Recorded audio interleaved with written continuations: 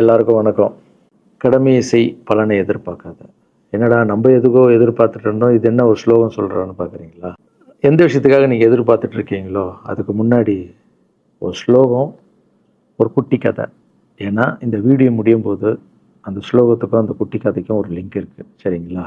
கடமை செய் பலனை எதிர்பார்க்காத, அதான் அந்த ஸ்லோகம். எனக்கு ரொம்ப பிடிச்சிது. என்னடா இது, கடமையை செய்ய சொல்கிறாங்க, பலனை எதிர்பார்க்க வேணான்றாங்கல்லன்னு நிறைய பேருக்கு அந்த ஸ்லோகமெல்லாம் ஒரு டவுட் ஒன்று இருக்குது. வேலை பண்ணுறோம், வேலைக்கேற்ற கூலி எதிர்பார்க்கக்கூடாதா? இவ்வளோ கஷ்டப்பட்டு உழைக்கிறோம், சம்பளத்தை எதிர்பார்க்கக்கூடாதா அப்படின்னு. அந்த ஸ்லோகத்துடைய முழு மீனிங் என்னன்னா, ஒரு கதையாக சொல்லிடுறேன். ஒரு பெரிய வீடு, ஒரு மிகப்பெரிய பணக்காரர். அவர் ரூமு மட்டும் க்ளீன் பண்ணுறதுக்கு ரெண்டு ஆட்கள் இருப்பாங்க. ரொம்ப பிடிச்சவங்களும் 2 பேர் அந்த ரூம் க்ளீன் பண்ணுறதுக்கு வச்சுருக்காரு. அவர் மிகப்பெரிய பணக்காரர். அவர் இப்போ 2 பேரும் ரூம் துடைக்கிறவங்க. ஓகே, அவர் காலையில் ரெடி ஆகி அந்த ரூம்லேருந்து வெளியே வரும்போது அவங்க துடைச்சிட்டு இருக்காங்கல்ல, அதில் ஒருத்தர் அவர் பாட்டுன்னு ஒரு வேலையை பார்த்துட்டு இருப்பார், துடைச்சிக்கிட்டே இருப்பார். இன்னொருத்தர் இருக்கார்ல, அவர் போய், சார் உங்கள் ட்ரெஸ்ஸு சூப்பராக இருக்குது சார், சார் நீங்கள் போட்டுக்கிற கண்ணாடி நல்லா இருக்கு சார், சென்ட்டு சூப்பராக இருக்குது சார், நல்லா இருக்குது சார், சூப்பராக இருக்கீங்க சார், எனக்கு பேக் கொடுங்க சார் அப்படின்னு வாங்கிட்டு போவார். இன்னொரு ஆள் வணக்கம் சார் சொல்லிட்டு வேலையை மட்டும் பார்த்துட்டு இருப்பார். இப்படியே தினமும் நடக்கும். அப்புறம் அந்த ஓனர் இந்த ஊரை விட்டு வெளியூருக்கு போகிறாரு. போகும்போது 2 வேலைக்காரங்களும் கூப்பிட்டு ஒருத்தருக்கு 1 மாதம் சம்பளம் எக்ஸ்ட்ரா. யார் கூட பேக்லாம் தூக்கிட்டு போய் எப்போ பார்த்தாலும் நான் சூப்பர் சூப்பர்னு சொன்னார்ல, அவருக்கு 1 மாதம் சம்பளம் எக்ஸ்ட்ரா. இன்னொரு ஆளுக்கு ஒரு வீடு வாங்கி கொடுத்து அவரை, நீ என் கூடவே வந்துரு, நான் அவர் கூடவே அவரை கூப்பிட்டு போகிறேன். இவன் ஓடி போய் கேட்டானா, சார் என்ன சார் தினமும் நான் தானே சார் உங்கள் பேக் எடுத்துருந்தேன், நான் கொடுத்த வேலையை நீ கரெக்டாக பண்ணல, நீ ஜால்ரா அடிக்கிறதுலையே இருந்த, எனக்கு இது நல்லா இருக்கு அது நல்லா இருக்குன்னு. ஆனால் அவன் வேலையை மட்டும்தான் பார்த்தான். வேலையை கரெக்டாக பார்த்தா பலனு கடவுள் கொடுப்பார், அந்த பலன் தான் இது அப்படின்னு சொன்னாங்க. இப்போ விஷயத்துக்கு வருவோமா? திருச்சி கிழக்கு தொகுதி. இன்னைக்கு நான் என்ன முடிவு சொல்கிறேன் இதுதானே. நான் திருச்சி கிழக்கில் நிற்கணும்னா நான் முதல்ல அரசியலுக்கு வரணும். நான் அரசியலுக்கு வரேனா இல்லையான்றதை சொல்கிறேன். அரசியல் எப்படி என் வாழ்க்கையில் வந்ததுன்னு சொல்கிறேன். உங்களுக்கு நல்லா தெரியும், என் வீட்டில் குழந்தைங்கள வளர்த்துக்கிட்டு நான் பாட்டுன்னு சோஷியல் சர்வீஸ் பண்ணிகிட்டு இருந்தேன். மாற்றுத்திறனாளிக்கு டான்ஸ் சொல்லி கொடுக்குறது, ஓப்பனர் சர்ஜரி பண்ணுறது, பசங்களை படிக்க வைக்கிறது, ஸ்போர்ட்ஸ் எல்லாத்துலேயும் என்னால் முடிஞ்ச வரைக்கும் பண்ணுவேன். என்னால் முடியல மற்றவங்கிட்ட கேட்டு பண்ணிகிட்டு இருந்தேன். இந்த டைமில் தான் ஜல்லிக்கட்டுன்னு வருது. ஒரு சில விஷயம்லாம் ஃபாஸ்ட்டாக சொல்லிடுறேன், உங்களுக்கு தெரிஞ்ச விஷயந்தான். ஜல்லிக்கட்டுன்னு வருது, அதில் நான் போகிறேன், சாப்பாடு போகிறதுக்காக குழந்தைங்களுக்கு போகிறேன். அப்படி நான் அந்த ஜல்லிக்கட்டு நடந்து முடிஞ்ச விஷயம்லாம் உங்களுக்கு தெரியும். அப்புறம் என் மேலே ஒரு தலைவர் விமர்சனம். எதுக்கு தலைவர்னு சொல்லுவார், நம்ம அண்ணன் தான், சீமான் அண்ணன் ஒரு விமர்சனம் வைக்கிறாரு. அதுக்கு நான் மறுபடியும் ஒரு ட்வீட் போடுறேன், அவர் ட்வீட் போடுறேன். அப்போ தான் என் வாழ்க்கையில் அரசியல்னு எழுத நுழையுது. நம்ம சாப்பாடு போகிறதுக்கு போகணும், இது என்னடா இவ்வளோ பெருசாக இருக்குது, அந்த ஜல்லிக்கட்டு தான் எனக்கு அரசியலில் உள்ள நுழைஞ்சது, என்னடா இவ்வளோ பெருசாக இருக்குது அப்படின்னு. அப்படியே போச்சு. அதே தலைவர் தான், அதே சீமான் அண்ணன் தான் ரஜினி சார் அரசியலுக்கு வர்ற மாதிரி பேச்சு அடிபட்ட உடனே அவங்க சைட்லேருந்து பேசுகிறாங்க, தலைவரை பற்றி பேசுகிறாங்க. தலைவர் எனக்கு ஒரு குரு, என்னை வாழ வச்ச தெய்வம், ஒரு அப்பா மாதிரி, ஒரு அண்ணன், அப்பா எல்லாமே சொல்லலாம். ஸோ அவரை பற்றி அதிகமாக பேச ஒரு முறையும் சூப்பர் ஸ்டாருக்கு ஃபோன் போடுவேன். அண்ணா ரொம்ப ஓவராக பேசுகிறாங்க, டெப்பா கம்முன்னு இருக்கண்ணா, நீ சைலண்ட்டாக இரு. இப்படியே ஓரளவுக்கு தான் நம்மளால் பொறுக்க முடியும். அதுக்கப்புறம் ஆடியோ ரிலீஸ் ஃபங்க்ஷனில் என் மனசில் இருக்கிறதெல்லாம் உடச்சி சொன்னேன், அதை நீங்களும் பார்த்துருப்பீங்க, தெரியும்.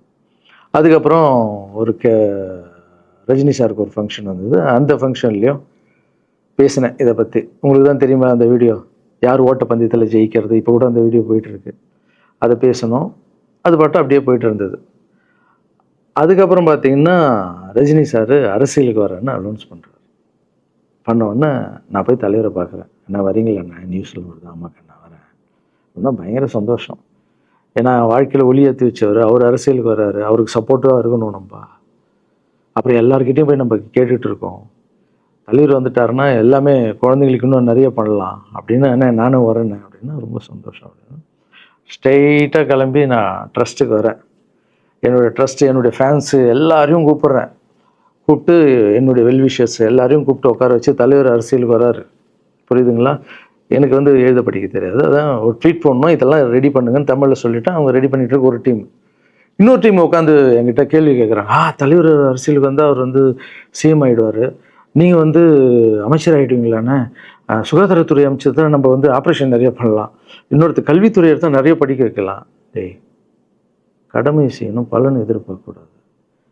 சுகாதாரத்துறை அமைச்சர், இது வந்து கல்வித்துறை, இதெல்லாம் படிச்சுங்க ஒரு இடம். அண்ணன் படிக்கலடா.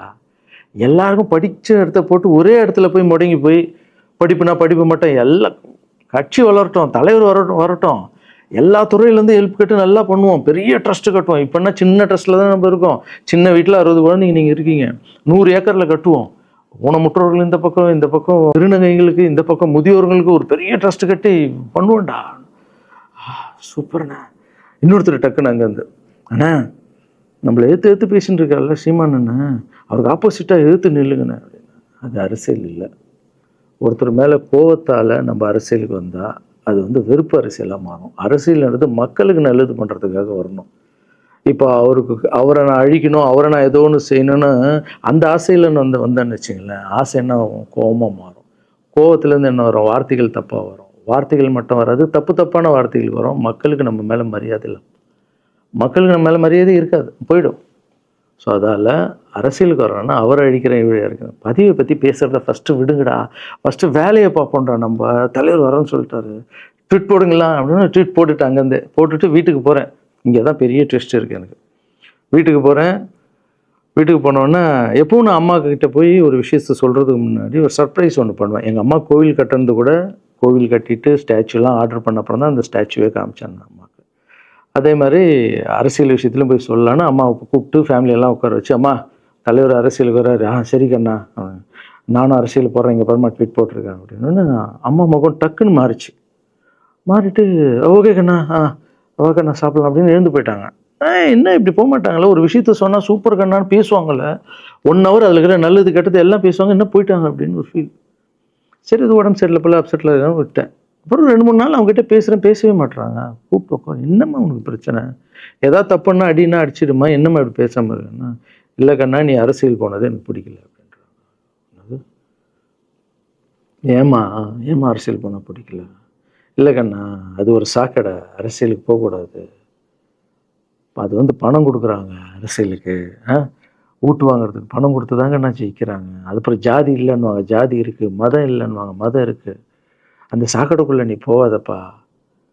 நம்மளுக்கு வாழ்க்கையை ஒளி வச்சு ஏற்றி வச்சவர் தானே நம்ம சூப்பர் ஸ்டார், அவர்கிட்ட என்னை கூப்பிட்டு போப்பா, நான் சொல்கிறேன், அவர் ஒரு ஆன்மீகவாதி, அவரும் அரசியலுக்கு வர வேணாம், இந்த வயசில் அவர் நிம்மதியாக இருக்கட்டும், எதுக்கு அரசியலுக்கு வர, என்னை கூப்பிட்டு போ, அப்பாயின்மெண்ட் வாங்கி கொடுன்னாங்க.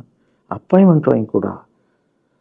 நானும் வேறு கனவுல வந்து மைண்ட் வைஸ், அம்மா நான் சொல்கிறது கேளுமா, நம்ம எத்தனையோ இப்போ வந்து எல்லா குழந்தைங்களுக்கும் ஒவ்வொரு ஸ்டேஜில் போய் கேட்டு தானேம்மா ஹெல்ப் நடக்குது. இப்போது தலைவர் வந்துட்டாருன்னா நம்ம தாராளமாக பண்ணலாம்லம்மா, உங்கள் கையில் எவ்வளோ காசு இருக்கோ அதுக்கு மட்டும் செய், அரசியல் வேணான்னு சொல்கிறேன் அப்படின்னு போயிட்டான். அந்த ஃபேஸ் வந்து அதுக்கப்புறம் அடிதான் நம்மளுக்கு. சரி, இந்த உலகத்தில் அம்மா மீறி பண்ணலாம், ஆனால் நான் உருப்பிட மாட்டேன், எனக்கு நல்லா தெரியும். இந்த உலகத்துலேயே எனக்கு யாருன்னா எங்கள் அம்மா தான். அது அம்மா இல்லை, எங்கள் கடவுள்னே சொல்லலாம், நான் எதிர்க்க பார்க்குற கடவுள். சரி, அம்மாவுக்கு சொல்லி புரிய வைக்கலாம், என்னடான்னு தலைவர்கிட்ட போய் எப்படி சொல்கிறது, பசங்கிட்ட ஒரு பயங்கர பில்டப் கொடுத்துட்டோம், அது இதுன்னு எல்லாம் வேலை பார்த்துட்டு இருக்காங்க, என்ன பண்ணுறது. அந்த டைமை பார்த்து கொரோனா வருது, ஒரே ஷாக்கு, வெளியே போக முடியாதுன்றாங்க, இல்லைன்னா பிரச்சாரம் பண்ண வெளியே போக முடியாது, தலைவருக்கு உடம்பு சரியில்லாமல் போகுது, ஹைதராபாத் ஷூட்டிங் போகிறார், உடம்பு முடியல, அப்படியே எல்லாமே கொலாப்ஸ் ஆகுது. அப்புறம் தலைவர் அலௌன்ஸ் பண்ணுறாரு, நான் அரசியலுக்கு வரல, டாக்டர்ஸ் வந்து போகக்கூடாதுன்னு சொல்லிட்டாங்க, கொரோனா டைமில் நம்ம வந்து பிரச்சாரம் போக முடியாது, அந்த காரணம் சொன்னார், அது உங்களுக்கு எல்லாருக்கும் தெரியும். தான் தலைமையில் கை வச்சுன்னு உட்காந்துட்டோம். நான் ட்ரஸ்ட்டில் இருக்கிற குழந்தைங்க மற்றவங்க எல்லாரும் என்னென்னோ நினச்சி ஒர்க் பண்ணிட்டு இருந்தால எல்லாரும் அப்செட்டில் உட்காந்துருக்கோம். தலைவர் ஒருத்தம் போய் பேசி பார்க்கலாம் அவர்கிட்ட, தலைவர் வர்றாரு, கூப்பிட்றாரு, போகணும். அந்த மாதிரி தலைவரை பார்த்ததில்லை நான். அப்படியே எனக்கு புரிஞ்சுது, அவர் ரொம்ப வலியில் இருக்கார் அப்படின்னு. எவ்வளோ சுறுசுறுப்பானால உடம்பு முடியலைங்கண்ணா, பரவாயில்ல, உங்கள் உடம்பு தானே முக்கியம், என்ன இதெல்லாம் என்னென்ன தூக்கி போடுங்கண்ணா. இல்லைங்கண்ணா, இத்தனை வருஷம் என்னை வாழ வச்சாங்கல்ல, அவங்களுக்கு ஏதாவது ஒன்று பண்ணணும்னு நினச்சேங்கண்ணா, இங்கே குத்துதுக்கண்ணா, எனக்கு என்ன பண்ணுறதுன்னு தெரியல, ரொம்ப கஷ்டமாக இருக்குது அப்படின்னா. அண்ணே அதை விடுங்கண்ணே, எல்லாம் அப்படின்னு அவர்கிட்ட பேசிட்டு அவர் வந்து அப்போ நான் முன்னாடி பேசும்போது அவர் சொல்கிறார், நான் கூட பதவிக்கு வரணும்னு ஆசைப்படல, இன்னொரு நல்ல ஆள் படித்த ஆள் அங்கே நிற்க வச்சு பார்ப்போம். யாருன்னு சொல்லுவேன், யாருன்னு கூட சொல்லலை. அது அப்படியே போச்சு. அவர் மனசுக்கு மட்டும்தான் தெரியும், யாருன்னு கூட சொல்லலை. ரொம்ப அப்செட்டாக இருந்தார். சரி ஓகே, இதுவும் கடந்து போகணும். அப்படியே கடந்து போச்சு. எனக்கும் காஞ்சனா படம் அது இதுன்னு வந்து பெரிய ஹிட் ஆகுது. அதுக்கப்புறம் யாருக்கிட்டேயும் நீங்கள் யாரும் எனக்கு ஹெல்ப் பண்ண வேணாம். முதல் நாள் நான் வந்து கலைஞர் ஐயா கிட்ட ஹெல்ப் கேட்டேன். அவர் வந்து ஒரு சில குழந்தைங்களுக்கு ஹெல்ப் பண்ணார். அதுக்கப்புறம் அன்புமணி ராமதாஸ் ஐயா, அவரும் ஹெல்த் மினிஸ்டராக இருக்கும்போது அவர் ஒரு சில குழந்தைங்களுக்கு ஹெல்ப் பண்ணார்.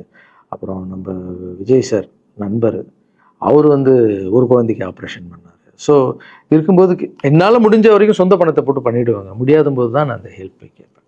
இப்போ தான் நல்லா வந்துட்டுமே, யாருக்கும் எனக்கு பணம் கொடுக்க வேணாம், இனிமேல் என் சொந்த பணத்திலே பண்ணுறேன்னு சொல்லிட்டு நான் பாட்டுன்னு ஒரு வீடியோ கூட நான் போட்டேன், இனிமேல் யாரும் பணம்லாம் கொடுக்க வேணாம் அப்படின்னு. அப்படியே போயிட்டுருக்கு. காஞ்சனா எல்லாம் முடிஞ்சு ஜிகிர் தண்டா படம் ரிலீஸ் ஆகுது. ஜிகிர் தண்டா பார்ட்டி போயிட்டுருக்கு. டைரக்டர் நின்று பேசுகிறேன். நான் டைரக்டர் கிட்ட போகிறேன். டைரக்டர் யார்கிட்டயும் ஃபோனில் பேசிகிட்டு இருக்காரு. அப்படியே பேசிகிட்டு இருக்கிறவர் டக்குன்னு இந்த சீமானன் பேசுவார்னு கொடுத்துட்டாரு என்கிட்ட. அவருக்கும் தெரியாது நான் பேச போகிறேன். அவர்கிட்ட லாரன்ஸ் பேசுவார், சீமானன் ரெண்டு பேரும் சைலண்ட்டு. நானும் எதுவும் பேசலை, சீமானனும் எதுவும் பேசலை. அப்படியே ஒரு நிமிஷம் அப்படியே நிற்கிறோம். பெரியவர் இல்லை என்னாலும் அண்ணன் அப்படின்னு, அவ்வளோதான் அண்ணன். பயங்கர பாசம். எந்த இடத்துல கோவம் இருக்கும் அந்த இடத்துல குணம் இருக்குன்னு சொல்லுவாங்கள்ல. அண்ணன் வந்து புகழ்ந்து தள்ளுறாரு ஜிகர் தண்டாவை. இப்படி பண்ண கண்ணா, அப்படி பண்ண இவ்வளோ சூப்பராக பண்ண, அந்த சீன் எனக்கு ரொம்ப பிடிச்சதுன்னு. அவருடைய அன்பு தான் தெரியும்ல, எல்லாமே அதிகமாக இருக்கும் அண்ணன்கிட்ட.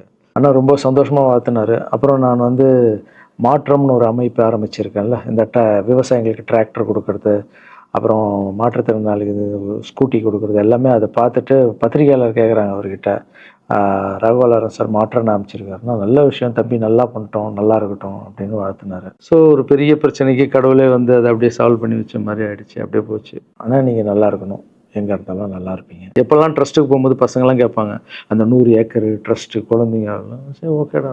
அப்படி பார்த்தீங்கன்னா நண்பர் விஜய் சார்கிட்ட பேசிகிட்டு இருக்கும்போது நான் வர அரசியலுக்குன்றாரு. நிஜமா நண்பா அப்படின்னு, எஸ் அப்படின்னு.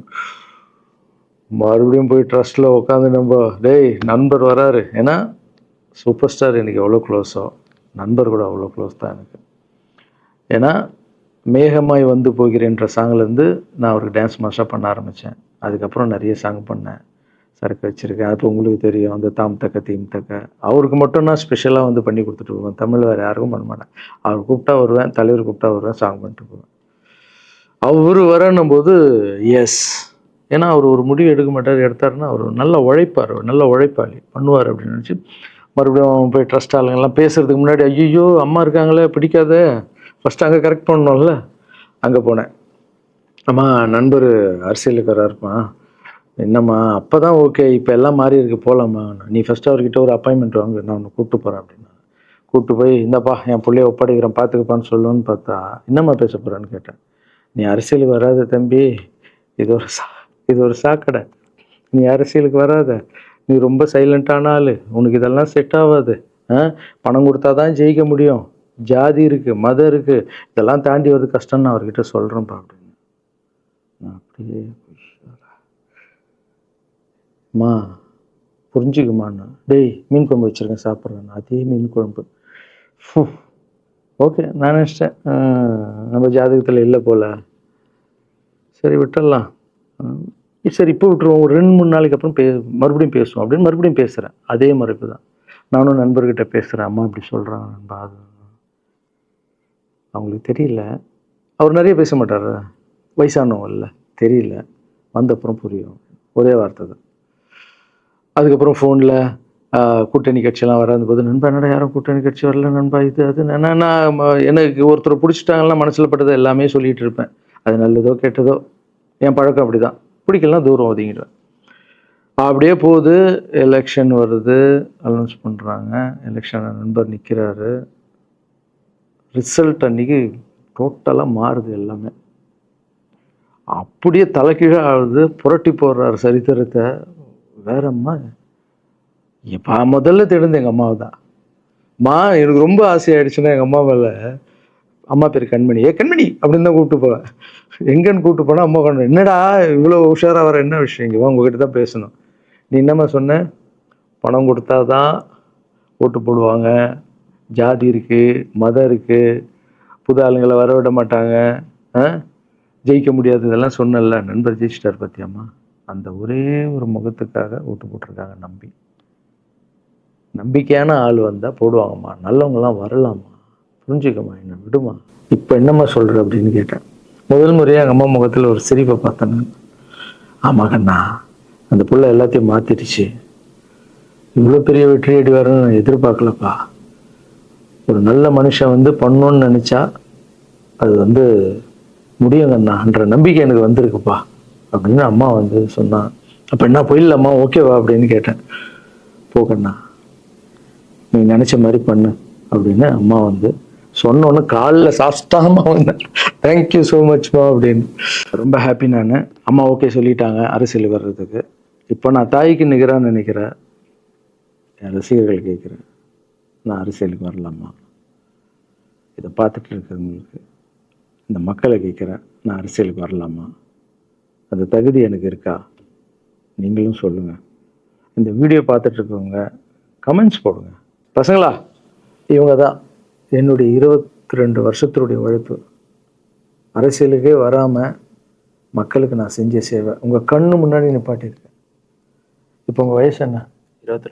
22 வயசாகுது. ஒரு வயசில் என் கையில் வந்தார் இவர். அந்த ஃபோட்டோவை நீங்களே பாருங்கள். இப்போ 22 வயசு. ஒரு குழந்தைய வளர்க்குறதுக்கு நீங்கள் எவ்வளோ கஷ்டப்படுவீங்க உங்களுக்கு தெரியும் இல்லை? அந்த கஷ்டம் என்னென்னா, ஸ்கூலுக்கு அனுப்புறது ஃபீஸ் கட்டுறதுலேருந்து, உடம்பு சரியில்லாமல் போனாலும் அவன் ஆசைகளை நிறைவேற்றுறதுலேருந்து, ஒரு குழந்தைக்கு அப்படி இருந்தால் 60 குழந்தைங்களை வளர்த்துருக்கேன். எவ்வளோ பிரச்சனை வந்திருக்கேன், எவ்வளோ நோய்கள் வந்திருக்கும், எவ்வளோ நைட் தூங்காமல் வந்திருக்கேன், அதில் எவ்வளோ டிஸ்டர்ப், அதுவும் என் வீட்டில் வளர்த்துருக்கேன். இதெல்லாம் எதுக்கு பண்ணேன்னா, எந்த ஒரு எதிர்பார்ப்பும் இல்லாமல் கடமை செய் பலனை எதிர்பார்க்காதன்ற இந்த வார்த்தை எனக்கு ரொம்ப பிடிக்கும். அதுக்காக செஞ்சுருக்கேன், என் மக்களுக்காக செஞ்சுருக்கேன். ஏன்னா மக்கள் தான் என் படத்தை பார்க்குறாங்க. மக்களால் தான் நான் கார் வாங்குகிறேன், வீடு வாங்குகிறேன், சந்தோஷமாக இருக்கேன். அவங்களுக்கு இந்த சொசைட்டிக்கு நான் ஏதாவது பண்ணணும். அரசியலுக்கு வர்றதுக்கு முன்னாடியே பண்ண விஷயங்கள் பார்த்தீங்கல்ல. 22 வருஷம் உழைச்சிருக்கேன். ஒரு கதை ஒன்று சொன்னேன்ல, 2 வேலைக்காரங்க இருந்தாங்கன்னு. சின்சியராக யாருக்கும் ஜால்ரை அடிக்காமல் எதுவும் பண்ணாமல் என் தொழிலுக்கு தர்மமாக, என் மக்களுக்கு தர்மமாக என்ன பண்ணணுமோ 22 வருஷம் உழைச்சி உங்கள் கண்ணு முன்னாடி நிப்பாட்டிட்டேன். அந்த ஓனர் ஒரு பலன் கொடுத்தார்ல, அந்த ஓனர் யார் தெரியுமா? கடவுள். அந்த கடவுளுக்கு தெரியும் எனக்கு என்ன பலன் கொடுக்கணும். இதுக்கு தான் அந்த கதை லிங்க் ஆகும்னு சொன்னேன். ஸோ நீங்கள் சொல்லுங்கள், நான் அரசியலுக்கு வரணுமா வேண்டாம்? வேண்டாம்னா என்ன சொல்லுங்கள். வாப்பா, வாடாகண்ணா, வா நண்பா, வாங்கண்ணா அப்படின்னு சொல்லுங்கள். என் முடிவை நான் உங்களுக்கு சொல்கிறேன். உங்கள் முடிவுக்காக காத்திருக்கேன்.